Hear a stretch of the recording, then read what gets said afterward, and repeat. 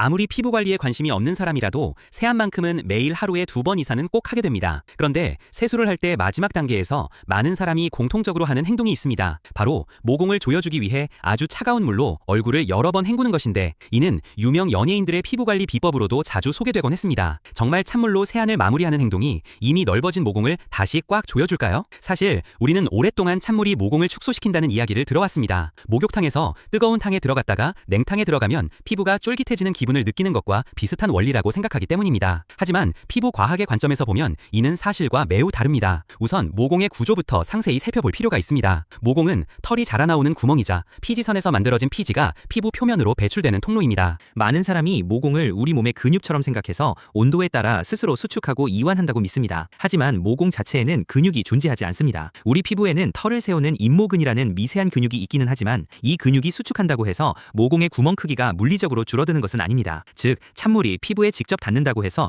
모공이 닫히거나 크기가 작아지는 마법 같은 일은 일어나지 않는다는 뜻입니다. 그렇다면 왜 많은 사람이 찬물 세안 후에 모공이 줄어들었다고 느끼는 걸까요? 그것은 일시적인 현상 때문입니다. 차가운 물이 피부에 닿으면 피부 표면의 온도가 급격히 낮아지면서 일시적으로 피부 조직이 수축하게 됩니다. 또한 차가운 자극으로 인해 피부가 아주 미세하게 붓게 되는데, 이때 모공 주변의 피부가 부풀어 오르면서 상대적으로 모공이 작아 보이는 착시 현상이 나타나는 것입니다. 하지만 이는 아주 짧은 시간 동안만 유지되는 변화일 뿐입니다. 피부 온도가 다시 정상 체온으로 돌아오면 수축했던 조직도 원래대로 돌아오고 부기도 가라앉으면서 모공은 다시 원래의 크기를 그대로 드러내게 됩니다. 결국 근본적인 해결책은 될 수 없다는 의미입니다. 오히려 너무 차가운 물로 세안을 마무리하는 습관은 피부 건강을 해칠 위험이 큽니다. 우리 피부는 급격한 온도 변화에 노출될 때 큰 스트레스를 받습니다. 따뜻한 물로 세안을 하다가 갑자기 얼음물처럼 차가운 물을 끼얹으면 피부 속 모세혈관은 급격하게 수축했다가 다시 확장되는 과정을 겪게 됩니다. 이러한 자극이 매일 반복되면 혈관의 탄력이 떨어지게 됩니다. 결과적으로 혈관이 늘어난 상태로 방치되면서 얼굴이 늘 붉게 보이는 안면 홍조 증상이 나타날 수 있습니다. 특히 피부가 얇거나 민감한 분들에게는 이러한 온도 충격이 피부 장벽을 무너뜨리는 치명적인 원인이 될 수 있습니다. 세정력 측면에서도 찬물 세안은 권장되지 않습니다. 우리가 세안을 하는 가장 큰 목적은 피부 표면의 노폐물과 과도한 피지를 제거하는 것입니다. 피지는 기름 성분으로 이루어져 있습니다. 여러분도 잘 아시다시피 기름은 차가운 온도에서 딱딱하게 굳고 따뜻한 온도에서 잘 녹습니다. 세안 마지막 단계에서 찬물을 사용하면 모공 속에 남아있던 세안제 성분이나 미처 빠져나가지 못한 피지가 차가운 온도 때문에 굳어버릴 수 있습니다. 이렇게 굳어버린 피지는 모공을 막아 좁쌀 여드름이나 블랙헤드를 유발하는 원인이 됩니다. 깨끗하게 비워져야 할 모공 속에 오히려 노폐물을 가두는 꼴이 되는 셈입니다. 그렇다면 가장 이상적인 세안 온도는 몇 도일까요? 최근 발표된 여러 피부 과학 논문과 전문가들의 공통된 의견에 따르면